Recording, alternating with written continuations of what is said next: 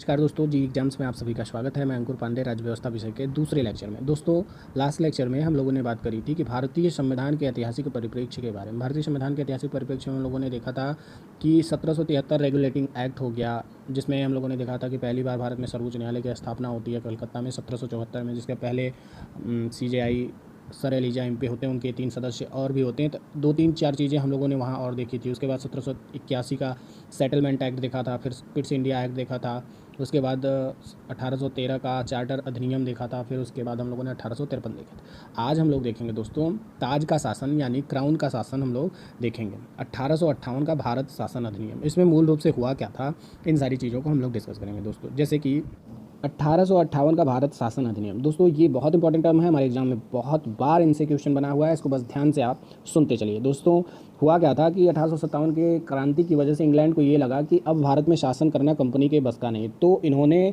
पूरी जो शासन व्यवस्था थी अपने हाथों में ले लिया। इसकी वजह से इसको ताज का शासन या फिर क्राउन का शासन या भारत के शासन को अच्छा बनाने वाला अधिनियम भी कहा जाता था दोस्तों।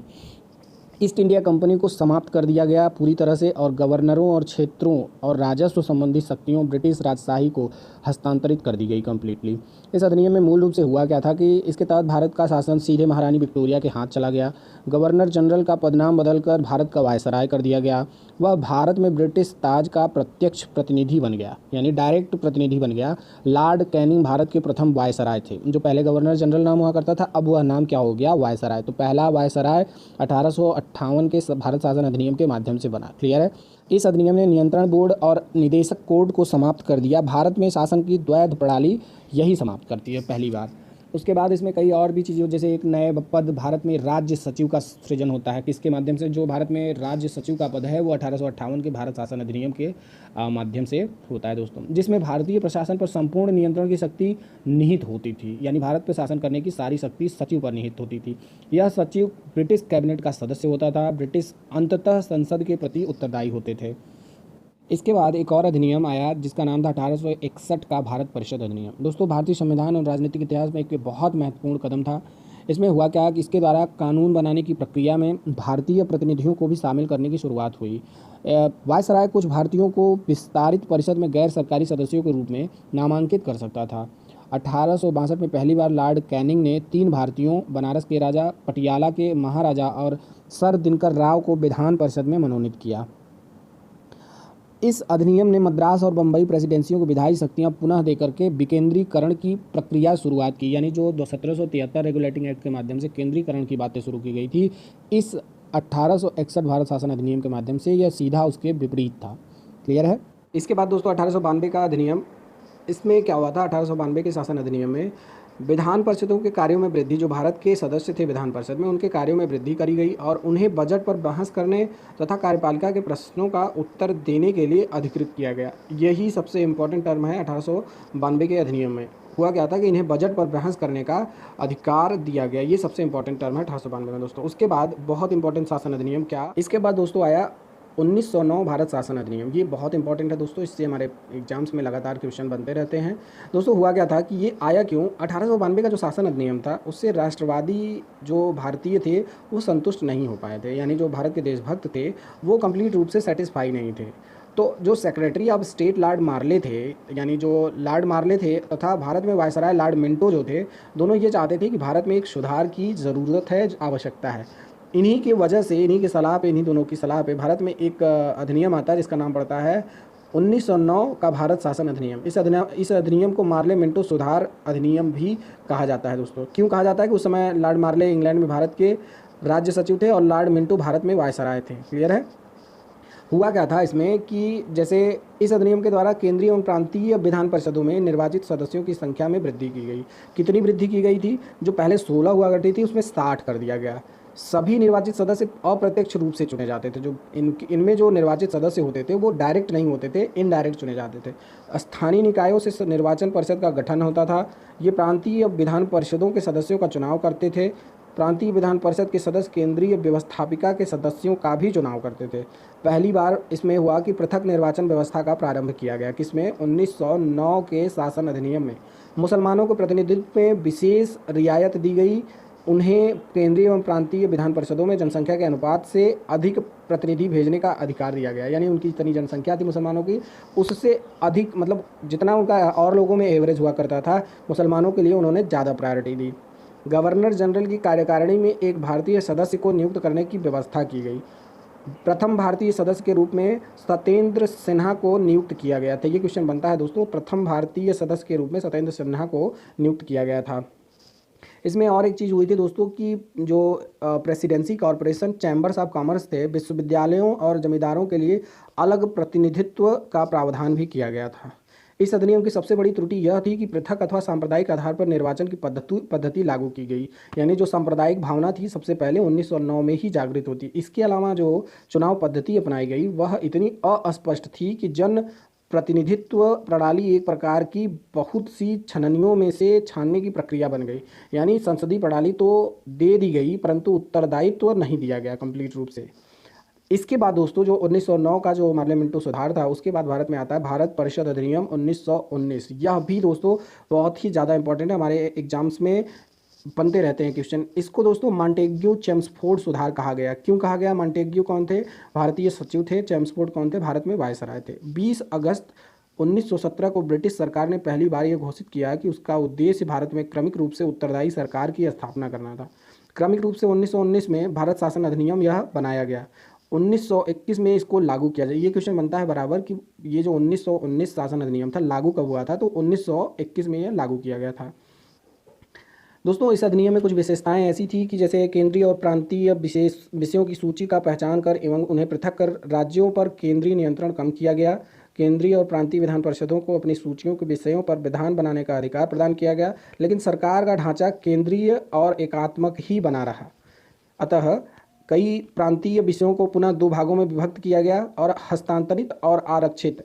हस्तांतरित विषय क्या था, आरक्षित विषय क्या था, उसको थोड़ा समझ लीजिए दोस्तों कि हस्तांतरित विषयों पर गवर्नर का शासन होता था और इस कार्य में वह उन मंत्रियों को सहायता लेता था जो विधान परिषद के प्रति उत्तरदायी होते थे। दूसरी ओर आरक्षित विषय पर गवर्नर कार्यपालिका परिषद की सहायता से शासन करता था। दो चीज़ें थी, हस्तांतरित विषय और आरक्षित विषय। आरक्षित विषय में क्या होता था कि गवर्नर कार्यपालिका परिषद की सहायता से शासन करता था, जो विधान परिषद के प्रति उत्तरदायी नहीं था। यानी जो आरक्षित विषय था उसमें जो विधान परिषद, जो कार्यपालिका परिषद के सदस्य होते थे, वो विधान परिषद के प्रति उत्तरदायित्व नहीं होता था उनका। शासन की इस दोहरी व्यवस्था को द्वैध शासन व्यवस्था कहा गया। यूनानी शब्द इसको डाइआर्की से व्युत्पन्न हुआ है दोस्तों। ये जो द्वैध शासन शब्द है ये यूनानी शब्द डाइआर्की से उत्पन्न हुआ है। हालांकि यह व्यवस्था काफ़ी हद तक असफल रही।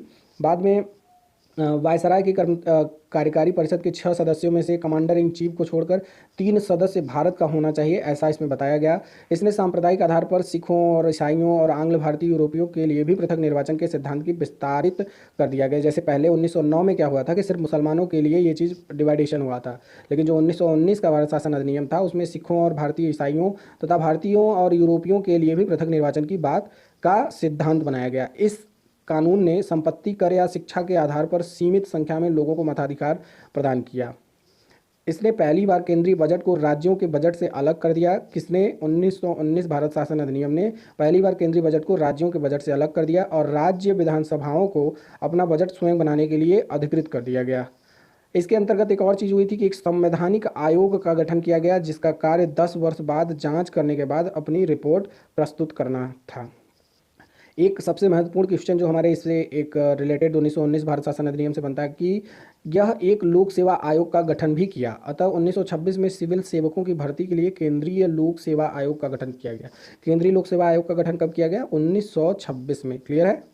इसके बाद दोस्तों साइमन आयोग आता है। फिर सांप्रदायिक अवार्ड। सांप्रदायिक अवार्ड क्या था कि ब्रिटिश प्रधानमंत्री रैमजे मैकडोनाल्ड ने अगस्त 1932 में अल्पसंख्यकों के प्रतिनिधित्व पर एक योजना की घोषणा करी। इसी को कम्युनल अवार्ड या सांप्रदायिक अवार्ड से नाम से जाना गया। किसको? ये जो रैमजे मैकडोनाल्ड ने अगस्त 1932 में अल्पसंख्यकों के प्रतिनिधित्व पर एक योजना की घोषणा करी थी।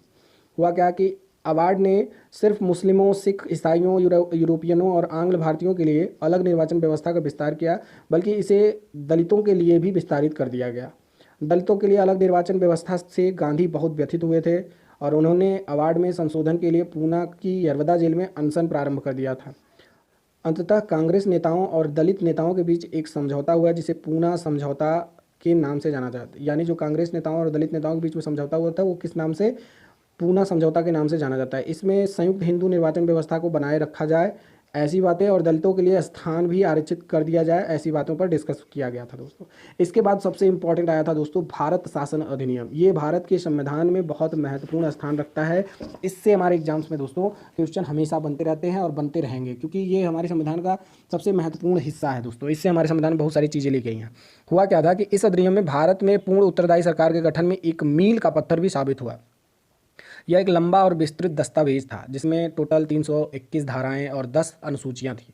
अधिनियम की विशेषता ये थी कि इसने अखिल भारतीय संघ की स्थापना करी, जिसमें राज्य और रियासतों की एक इकाई की तरह माना गया। अधिनियम ने केंद्र और इकाइयों के बीच 3 सूचियों, संघीय सूची, राज्य सूची, समवर्ती सूची, संघीय सूची में 59 विषय थे, राज्य सूची में उस समय 54 विषय थे, समवर्ती सूची में 36 विषय थे, के आधार पर शक्तियों का बंटवारा किया गया। अवशिष्ट शक्तियां वायसराय को दे दी गई।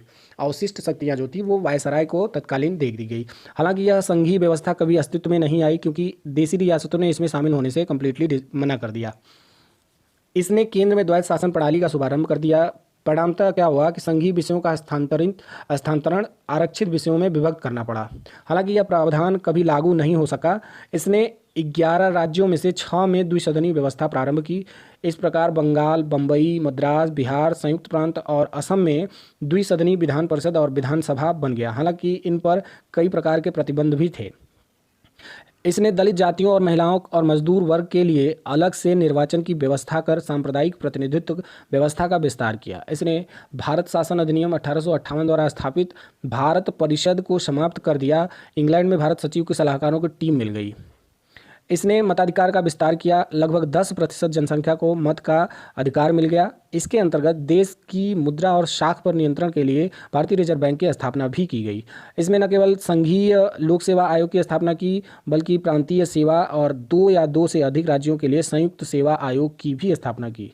इस अधिनियम के द्वारा 1937 में संघीय न्यायालय की स्थापना की। ये बहुत इंपॉर्टेंट है दोस्तों। इसके बाद दोस्तों आता है भारत स्वतंत्रता अधिनियम 1947, जो 20 फरवरी 1947 को ब्रिटिश प्रधानमंत्री क्लीमेंट एटली ने घोषणा की कि 30 जून 1947 को भारत में ब्रिटिश शासन समाप्त हो जाएगा। इसके बाद सत्ता उत्तरदायी भारतीय हाथों में सौंप दी जाएगी। इस घोषणा पर मुस्लिम लीग ने आंदोलन किया और भारत के विभाजन की बात करी, यानी पाकिस्तान की मांग करी। 3 जून 1947 को ब्रिटिश सरकार ने फिर स्पष्ट किया कि 1946 में गठित संविधान सभा द्वारा बनाया गया संविधान उन क्षेत्रों में लागू नहीं होगा जो इसे स्वीकार नहीं करेंगे। उसी दिन 3 जून 1947 को वायसराय लॉर्ड माउंटबेटन ने विभाजन की योजना पेश की, जिसे माउंटबेटन योजना भी कहा गया। इस योजना का कांग्रेस मुस्लिम लीग ने स्वीकार कर लिया। इस प्रकार भारतीय स्वतंत्रता अधिनियम 1947 बनाकर उसे लागू कर दिया गया। अधिनियम की विशेषता ये थी कि इसमें दोनों डोमिनियन राज्यों संविधान सभाओं को अपने देशों का संविधान बनाने और उसके लिए किसी भी देश की संविधान को अपनाने की शक्ति दी। सभाओं को यह भी शक्ति थी कि वो किसी भी ब्रिटिश कानून को समाप्त करने के लिए कानून बना सकती थी। यहाँ तक कि उन्हें स्वतंत्रता अधिनियम को भी निरस्त करने का अधिकार था। इस कानून ने ब्रिटेन में भारत सचिव पद को समाप्त कर दिया। इसकी सभी शक्तियाँ राष्ट्रमंडल मामलों के राज्य सचिव को स्थानांतरित कर दिया गया। 15 अगस्त 1947 को भारतीय रियासतों पर ब्रिटिश संप्रभुता की समाप्ति की भी घोषणा की गई। इसके माध्यम से भारत में ब्रिटिश राज समाप्त कर 15 अगस्त 1947 को इसे स्वतंत्र और संप्रभु राष्ट्र घोषित किया गया। दोस्तों ये था हमारे संविधान का हिस्टोरिकल बैकग्राउंड। हम लोगों ने इसको देखा। कल से हम लोग दोस्तों भारतीय संविधान के एक एक टॉपिक को, जैसे कि भारतीय संविधान की प्रस्तावना, उसके बाद आगे इस पर रेगुलर हम लोग क्लास लेते रहेंगे। बने रहिए दोस्तों, अपने दोस्तों को भी शेयर करिए। सिर्फ ऑडियो सुन करके आपको बहुत सारी चीज़ें याद हो जाएंगी दोस्तों। बने रहिए, तब तक के लिए धन्यवाद। नेक्स्ट लेक्चर 9 बजे फिर से आएगी दोस्तों। Thank you so much.